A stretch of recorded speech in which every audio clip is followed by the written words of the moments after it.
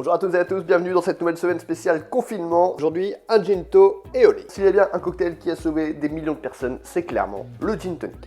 Nous sommes au XVIIe siècle, dans ce qui est aujourd'hui l'actuel Pérou. Les peuples autochtones ont découvert depuis bien longtemps qu'en réduisant l'écorce d'un arbre en poudre, ils luttaient super efficacement contre les fortes fièvres. Cet arbre, c'est le quinquina rouge.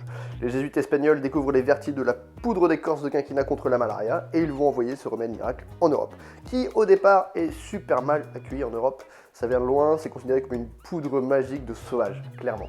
Un haut militaire britannique du nom de Olivier Cromwell préférera carrément mourir plutôt que de tester ce remède. Et comme dans une belle histoire, un jeune lord arrive. Ce lord, c'est le lord Talbot qui va réussir à se procurer de l'écorce de quinquina et qui va réussir à guérir le roi Soleil et plus tard le roi d'Angleterre Charles II. Il sera par la suite anobli et il va mourir très riche, beau gosse. Et le ginto dans tout ça. Le Royaume-Uni est à l'époque la première puissance mondiale avec des colonies globalement sur chaque continent et bien sûr dans les régions chaudes et humides grandement touchées par la malaria.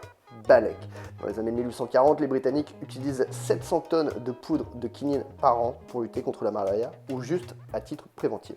Cette poudre magique va donc aider à maintenir la domination de l'Empire britannique. Une légende raconte qu'un pharmacien anglais en poste en Inde, voulant s'assurer de la prise de quinine par les soldats, aurait demandé l'autorisation aux responsables de camp pour mélanger la quinine avec du gin pour le rendre moins amer, parce que oui, clairement c'était dégueulasse, les gens avaient des vomissements quand ils prenaient cette décoction de quinine. Le gin était beaucoup moins dry que maintenant et aidait à faire passer la pilule. La prise de quinine était en plus la seule occasion pour les soldats de boire de l'alcool vu que c'était prohibé. Plus tard, de l'eau gazeuse et du sucre vont être ajoutés. Tada, coucou, le ginto.